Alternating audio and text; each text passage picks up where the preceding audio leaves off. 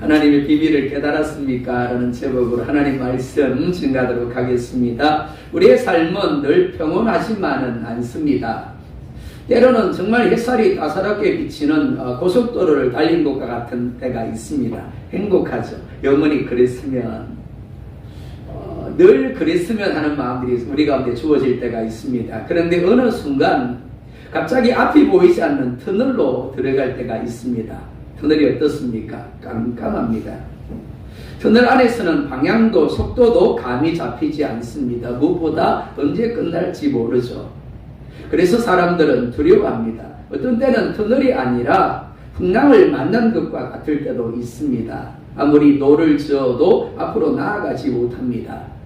단지 파도에 휩쓸려 이리저리 떠밀릴 뿐입니다. 그때 사람들은 왜 자기 자신에게 이런 일이 일어났는지 이해할 수가 없다라고 이야기를 합니다. 그리고 절망하며 낙심을 합니다. 이는 예수님을 믿는 그리스도인들도 예외가 아닙니다. 에베소서를 기록한 바울은 지금 로마 감옥에 갇혀 있습니다. 감옥이라는 공간은 그 자체로 절망의 상징이라고 할 수 있습니다. 아무리 긍정적으로 생각을 해도 감사의 제목을 찾기 어려운 것이 감옥입니다. 그 누구도 감옥에 가게 되어서 감사합니다라고 말할 수 없을 겁니다. 바울 역시 우리와 같은 인간입니다. 그러니까 감옥이 좋았을 리가 없습니다. 그런데 바울은 이 감옥에서 원망이 아닌 찬송을 기록하고 있습니다. 그리고 절망이 아닌 감사의 편지를 쓰고 있습니다. 어떻게 그럴 수 있었을까요? 바울은 단순하게 이렇게 얘기를 합니다. 비밀을 깨달았기 때문이다. 비밀을 깨달았기 때문에 원망해야 되는 장소에서 찬송을 하고 절망해야 되는 장소에서 오히려 감사를 하고 있다라는 겁니다. 자, 그렇다면 바울이 깨달은 비밀이 뭔가 하는 겁니다. 3절과 4절에 보면 이렇게 말씀을 합니다. 함께 볼까요? 곧 계시로 내게 비밀을 알게 하신 것은 내가 먼저 간단히 기록함과 같으니 그것을 읽으면 내가 그리스도의 비밀을 깨달은 것을 너희가 알 수 있으리라. 바울은 비밀이라는 단어를 반복해서 사용하고 있습니다. 이렇게 말씀을 합니다. 내게 비밀을 알게 하신 것은 또 그리스도의 비밀을 깨달은 것을. 여기서 말씀하는 비밀은 미스테리온이라는 단어를 씁니다. 흔히 알 수 없는 일을 가리켜서 미스테리아라고 이야기를 합니다. 감추어졌다, 비밀이다, 신비하다라는 의미입니다. 그런데 오늘 본문에서 말하는 비밀은 단순히 감추어진 것을 말하지 않습니다. 인간의 노력으로는 결코 알 수가 없고 하나님이 알게 해주셔야만, 하나님이 열어주셔야만 알 수 있고 깨달을 수 있는 진리를 가리킵니다. 바울이 말하는 비밀은 구원에 관한 하나님의 계획하심입니다. 성경은 창세기에서 인간의 비극이 어떻게 시작이 되었는가를 분명히 말씀하고 있습니다. 하나님이 아담에게 동산에 있는 모든 나무의 열매를 마음대로 먹으라고 하십니다. 그런데 동산 중앙에 있는 선악을 알게 하는 나무의 열매는 먹지 말라라고 하십니다. 그냥 먹지 말아라가 아닙니다. 먹는 날에는 어떻게 해요? 반드시 죽으리라 라고 하십니다. 그러니까 먹지 말아야 맞는 거죠. 그런데 아담이 하나님의 경고를 어기고 선악과를 따먹습니다. 그로 인하여 죄가 들어오게 되었습니다. 죄는 하나님의 말씀에서 벗어나는 것을 죄라고 말씀을 합니다. 아담이 하나님의 말씀에서 벗어났죠. 자기 욕심대로 선악과를 따먹었습니다. 그로 말미암아 죄가 들어왔습니다. 근데 선악과를 따먹으면 어떻게 된다고요? 반드시 죽으리라 라고 했습니다. 죄로 말미암아 죽음이 들어오게 되었습니다. 그런데 이 죽음은 단지 육체적인 죽음만을 가리키지 않습니다. 인간이 가지고 있는 모든 불행, 모든 저주, 그리고 본질적으로 하나님과의 관계가 끊어진 것을 모두 포함을 합니다. 죽었습니다. 그래서 육체적인 죽음을 맞고 죽음 이후에 영원한 지옥에 던져지게 되어지는 겁니다. 로마서 5장 12절을 보면 이렇게 말씀을 합니다. 함께 봅니다. 시작. 그러므로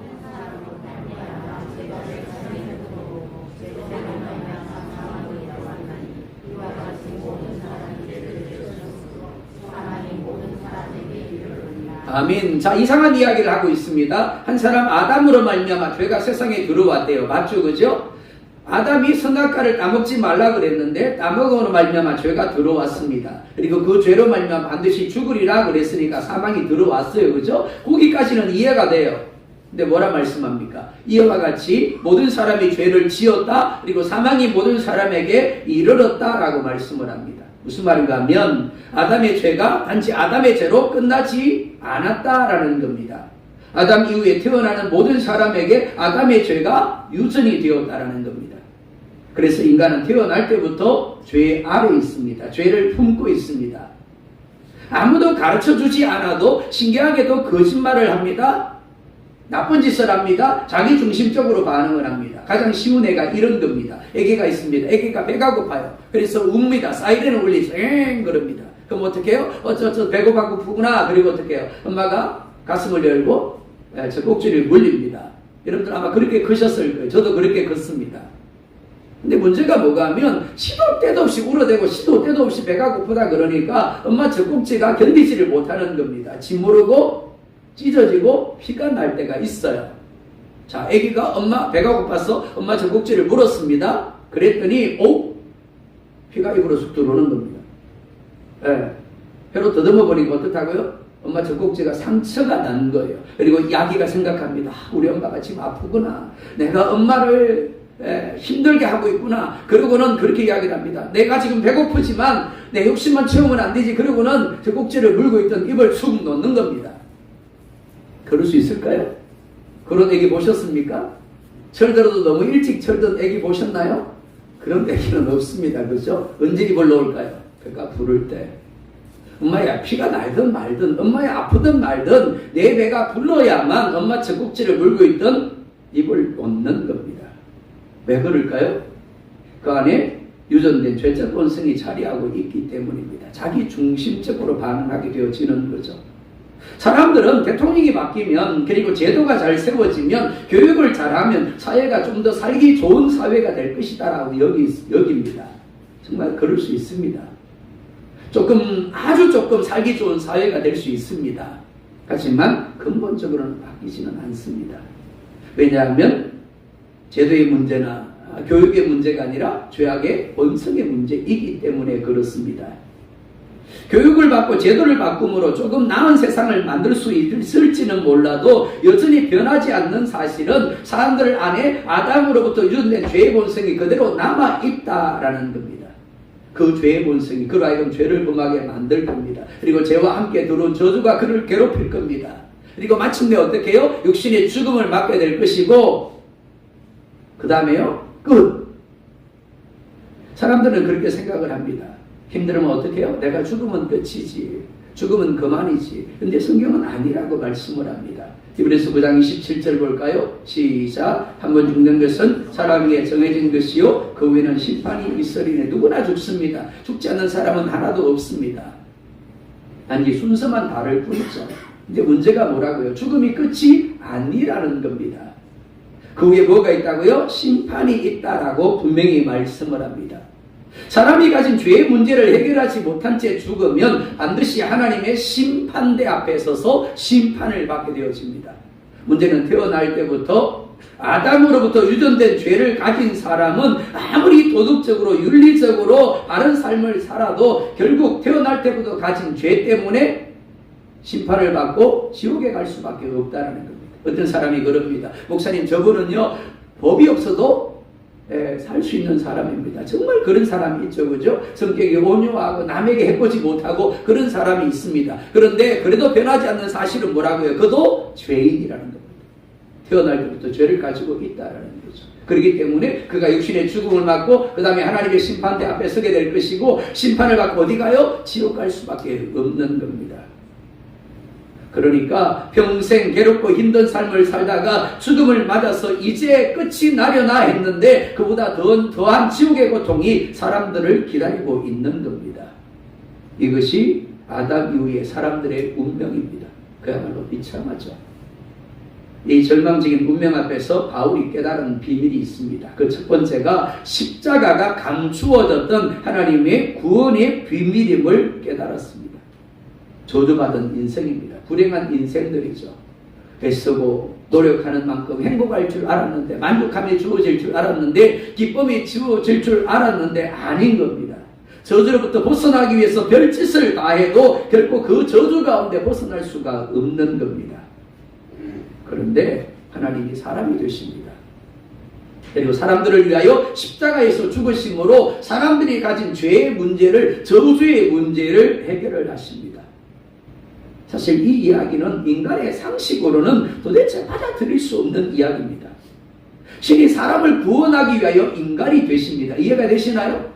그리고 그 인간이 되신 하나님이 인간의 죄를 대신하여 십자가에서 채찍에 맞고는 못 박혀 죽으셨대요. 이해가 되세요? 사실 말도 안 되는 이야기입니다. 신의 악단이 부른 찬양을 들어보면 그 찬양 중에 하나가 이런 가사가 있어요. 이해가 되지 않기에 복음입니다. 이해가 되지 않기에 은혜입니다. 그렇습니다.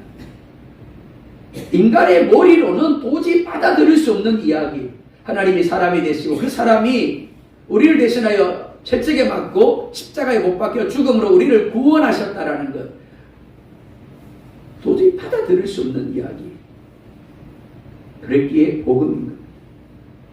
사람이 스스로는 죄의 문제를 결코 해결할 수 없기에 하나님이 직접 내려올 수밖에 없었던 겁니다. 그리고 죄가 없으신 분이지만 우리의 죄를 대신하여 덮어쓰고 십자가에서 죽으심으로 우리가 갚아야 될 죄의 빚을 갚으신 겁니다.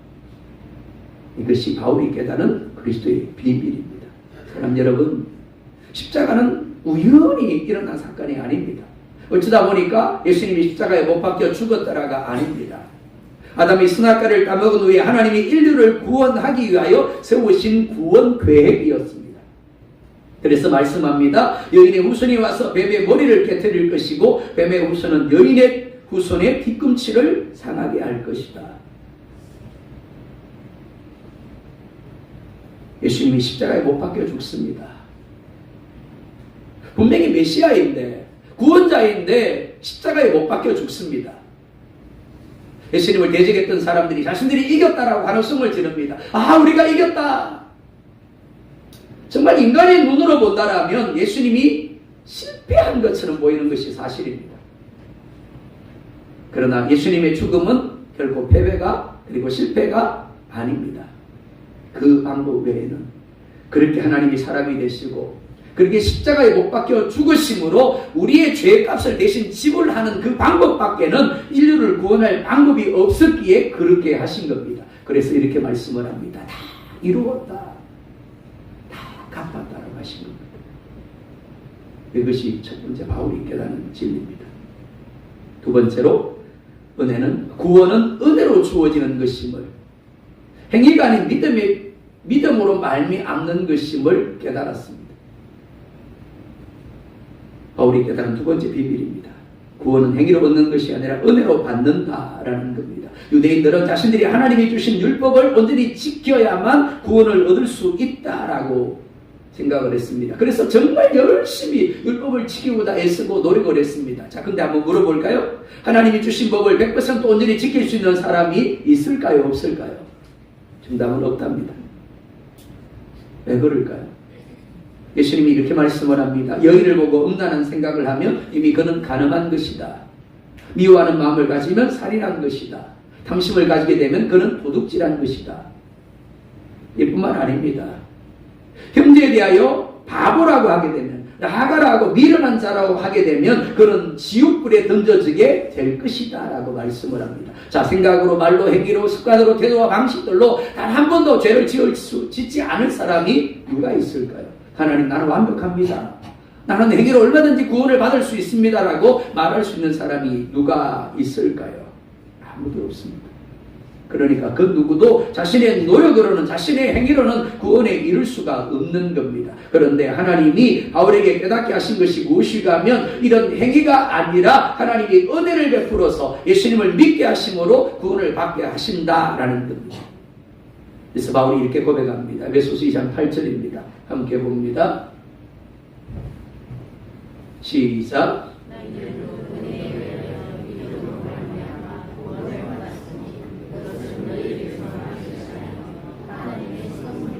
아멘. 무엇으로 구원을 받는다고요? 믿음으로 말미암아 구원을 받는다라고 말씀하죠.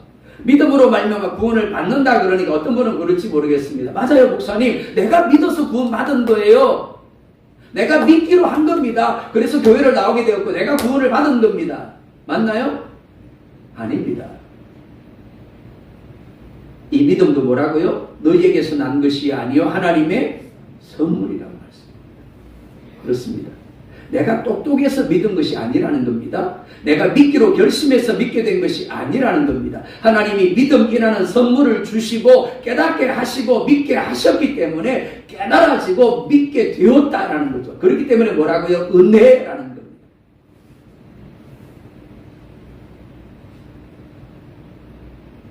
세 번째로 이방인까지 포함된 구원의 비밀을 깨달았습니다. 유대인들은 구원이 오직 아브라함의 후손인 자신들만의 것이라고 여겼습니다.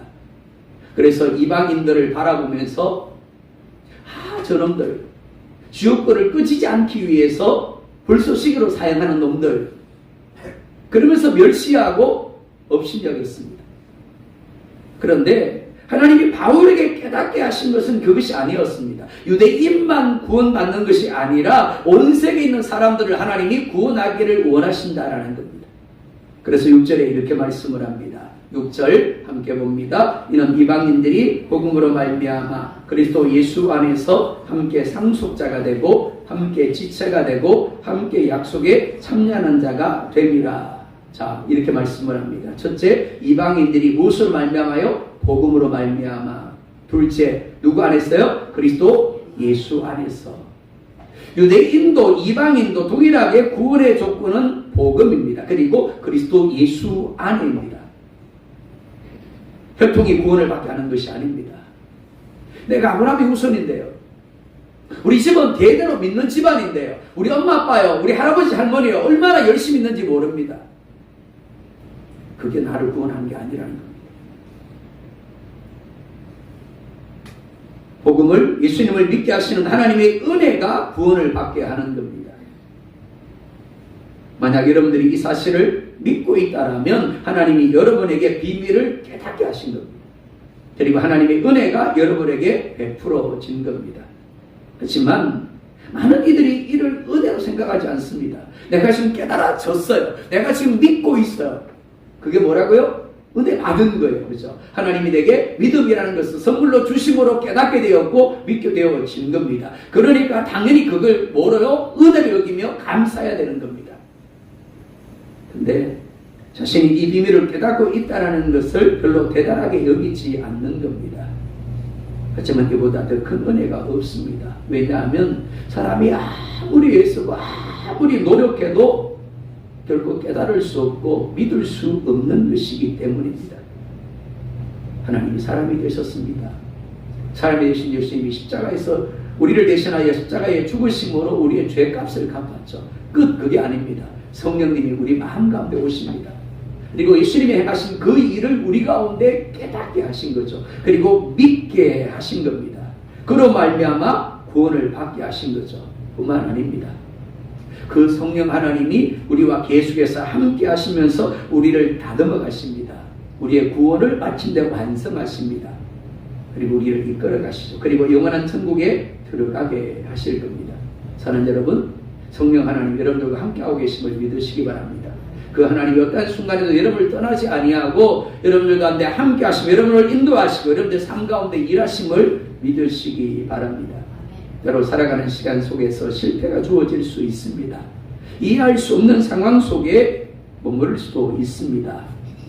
하지만 여전히 하나님의 사랑이 나와 함께하고 계시고 나의 삶 가운데 모든 것을 합력하여 선을 이루시고 계심을 믿을 수 있기를 원합니다. 이 비밀을 내가 깨달았다라면, 이 비밀을 내가 믿고 있다라면 얼마든지 절망하지 않을 수 있는 겁니다. 견딜 수 있습니다. 참을 수 있는 거죠. 오히려 기대하면서 기뻐하고 감사할 수 있게 되어지는 겁니다. 더불어 바울은 이 비밀을 위하여 자신이 하나님의 일꾼이 되었다라고 고백을 합니다. 7절 말씀 함께 보겠습니다. 이 복음을 위하여 그의 능력이 역사하시는 대로 내게 주신 하나님의 은혜의 선물을 따라 내가 일꾼이 되었노라. 여러분, 바울 그럼 뭐가 떠오르세요? 바울은 교회를 핍박하는데 정말 열심을 가졌던 사람입니다. 수많은 사람들을 옥에 가두었어요. 교회를 무너뜨리는데 앞장섰던 사람, 심지어 스데반 집사님을 돌로 치는데 가장 앞장섰던 사람이 바로 바울입니다. 그러니까 그 누구도 바울이 사도가 될 것이라고는 생각하지 못했을 겁니다. 모든 사람이 다 믿어도 저놈만큼은 예수를 안 믿을 거야. 사도 사울을 보면서 많은 사람들이 그렇게 생각했을 겁니다. 저주를 받을 놈 그랬겠죠. 그런데 그는 이 비밀, 즉 복음을 위하여 하나님의 일꾼이 되었다라고 말을 합니다. 그리고 이것이 하나님의 경륜, 즉 교회의 가심이다라고 말을 합니다. 2절 함께 볼까요? 너희를 위하여 내게 주신 하나님의 그 은혜의 경륜을 너희가 들었을 터이다. 하나님의 경륜, 하나님의 교회의 가심은 우리가 결코 이해할 수 없는 것입니다. 왜냐하면 비밀이기 때문입니다. 그러니까 오직 하나님이 깨닫게 해주시는 사람에게만 깨달아지는 겁니다. 자, 한번 생각해 보자고요. 여러분이 요셉입니다. 어느 날 갑자기 형들이 붙잡더니 구덩이에 던져요. 근데 조금 있더니 꺼내주면서 꺼내는 겁니다. 요셉이 속으로 어떻게 생각했을까요? 그러면 그렇지. 형들이 그냥 장난친 거구나. 근데 꺼내더니 미디안 상인들에게 파는 겁니다. 어디로 끌려가요? 애국으로 끌려갑니다. 그리고 보데발의 집에서 노예가 되어졌어요. 그리고 또 옥에 들어가게 되어졌습니다. 이해가 되었을까요? 하나님이 나와 함께 하시고 하나님 나의 삶을 이끌어간다라고 고백이 될 수가 있었을까요? 아마 쉽지 않았을 겁니다. 그러나 하나님이 그에게 믿음을 주셨죠. 즉 은혜를 주셨습니다. 그래서 절망해야 되는 상황에서도 그는 절망하지 않았습니다. 탄식해야 되는 상황에서 탄식하지 않았어요. 무려 17의 나이입니다. 우리 영경이가 이제 고1이 되는데 영경이 나이예요. 매일매일 울면서 주저앉아 있어야 정상인 나이입니다. 네, 창세기 39장에 뭐라 말씀합니까? 하나님이 요셉과 함께 하심으로 그가 형통한 자가 되어 그가 옥에 들어가서도 하나님이 그와 함께 하심으로 그러죠. 믿음으로 반응했다라는 겁니다. 어떻게요? 하나님의 경륜을 믿었기 때문입니다. 하나님의 경륜을 깨달았기 때문이죠. 하나님이 자신에게 꿈을 꾸게 하신 대로 하나님이 이루어 주실 것을 믿었기 때문인 겁니다. 1절 중반절에 이렇게 말씀을 합니다. 함께 봅니다. 그리스도 예수의 일로 너 이방인을 위하여 갇힌 자 된 나 바울이 지금 어디에 있다고요? 감옥에 갇혀 있습니다. 그러니까 자신이 보기에도 다른 사람이 보기에도 결코 감사할 수가 없는, 기뻐할 수 없는 상황입니다. 그런데 바울이 갇힌 이유를 이렇게 말씀합니다. 예수 그리스도를 위한 죄수가 되어 이방인을 위하여 갇혔다. 바울은 자신의 감옥 생활을 하나님이 실패로 보지 않았습니다. 인간적으로 볼 때는 실패죠. 갇혀있기 때문에 실패로 볼 수밖에 없습니다. 부정입니다. 그런데 그는 하나님의 교회 가심으로 보았다라는 겁니다. 왜냐하면 그래야만 로마에서 복음을 전할 수 있었기 때문입니다. 그래야만 에베소서를, 빌립보서를, 골로새서를, 빌레몬서를 기록할 수가 있었기 때문입니다. 그가 로마 감옥에 갇히지 않았다면 그는 로마에 가서 복음을 전하지 못했을 겁니다. 에베소서, 빌립보서, 골로새서, 빌레몬서를 기록하지 못했겠죠. 그렇습니다. 바울의 몸은 갇혀 있었지만 그렇다고 해서 하나님의 일하심이 중단된 것은 아닙니다. 하나님의 일하심은 여전히 계속되고 있었습니다. 바울도 원래는 세상적인 꿈을 가졌었습니다.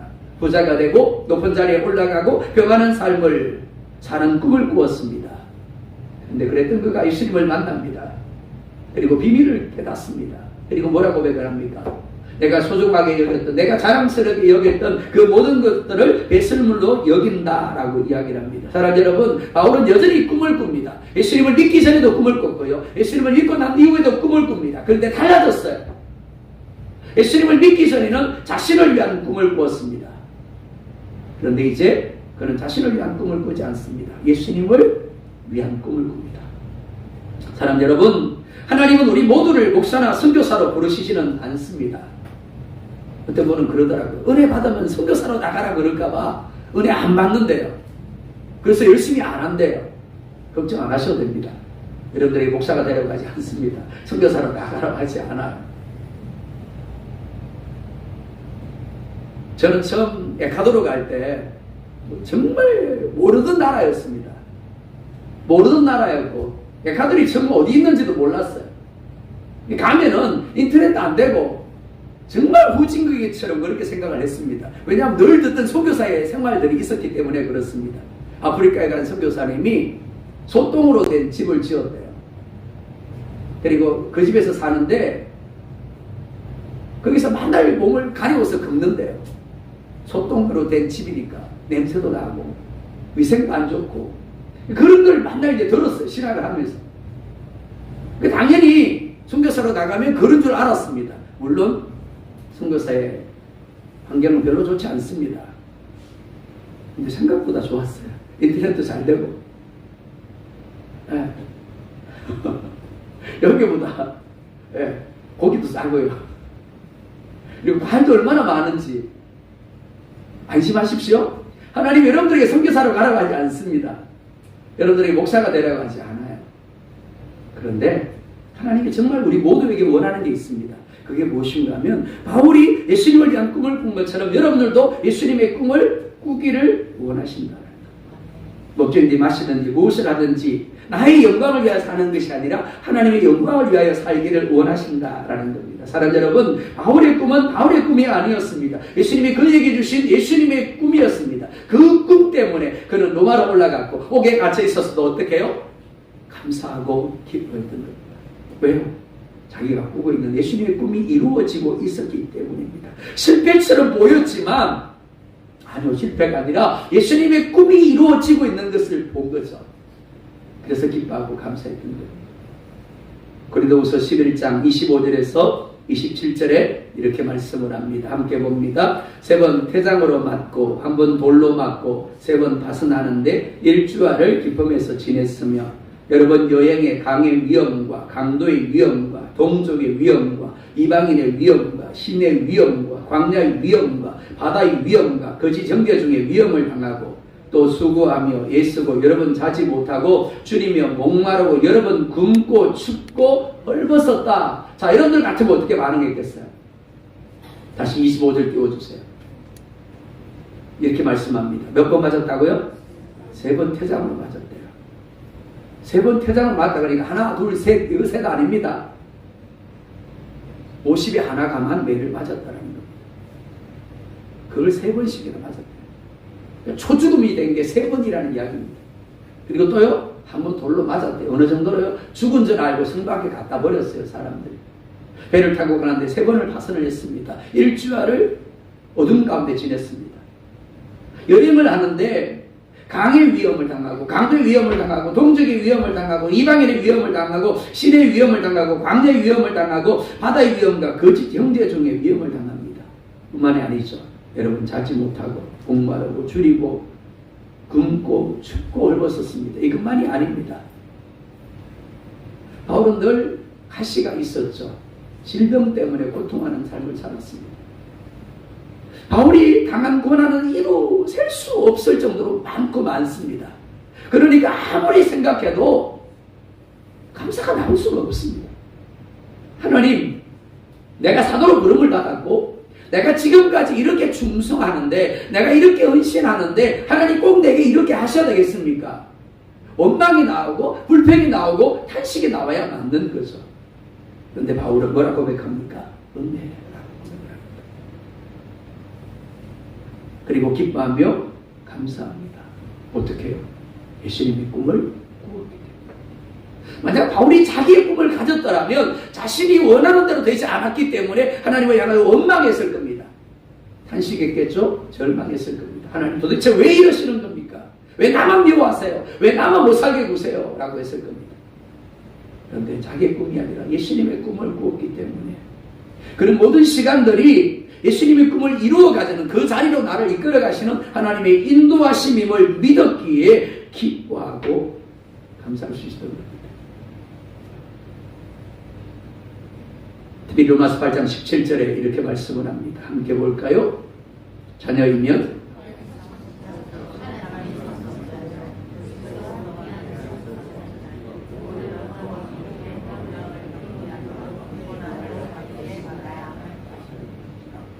아멘. 여러분 예수님 믿으십니까? 하나님 여러분 아버지십니까?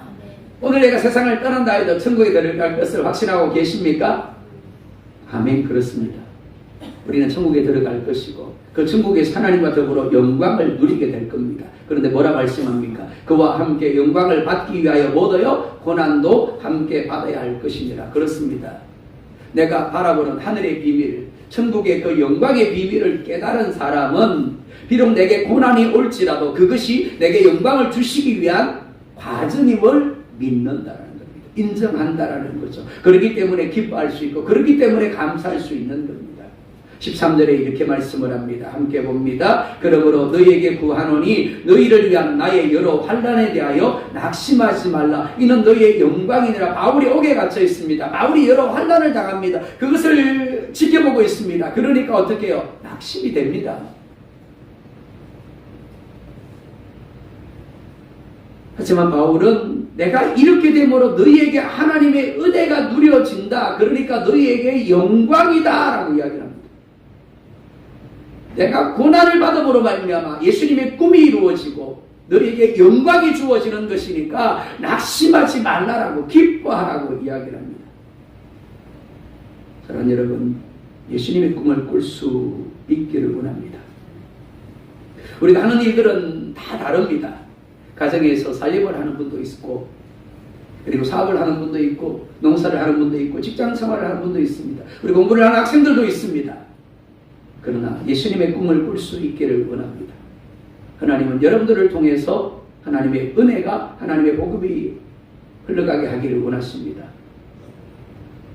우리는 가정에 수도꼭지만 돌리면 깨끗한 물이 콸콸콸 쏟아지는 것을 보게 되었습니다. 그 물은 수도꼭지에서 나오는 게 아니죠. 수원지에서 파이프를 통해서 우리 가정에 전달이 되어지는 겁니다. 하나님이 우리가 파이프가 되기를 원하십니다. 예수님의 꿈을 꾸며 그 예수님의 꿈을 가지고 은혜를 흘려보내는, 복음을 흘려보내는, 축복을 흘려보내는 파이프가 되어지기를 원합니다. 바울이 깨달은 비밀을 깨달으셨습니까? 그렇다면 이제 여러분의 꿈, 여러분의 욕망이 아니라 예수님의 꿈을 꾸며 살아갈 수 있기를 원합니다. 고난이 와도 낙심하지 마십시오. 하나님이 여전히 여러분들 가운데 함께하고 계시며 하나님 여러분들의 삶 가운데 일하고 계십니다. 그리고 마침내 합력하여 선을 이루실 것입니다. 이 시간 바울처럼 한번 고백해 보십시오. 함께 읽습니다. 시작. 그래서 내 꿈이 아니라 예수님을 위한 꿈을 꾸며 예수님을 위한 삶을 살겠습니다. 내가 고난을 당하고 실패의 자리로 내려갈지라도 예수님을 기쁘시게 할 수 있고 다른 사람에게 하나님의 은혜가 누려질 수 있다면 기뻐하고 행복해 하겠습니다. 그런 여러분들이 될 수 있기를 예수님의 이름으로 축복합니다.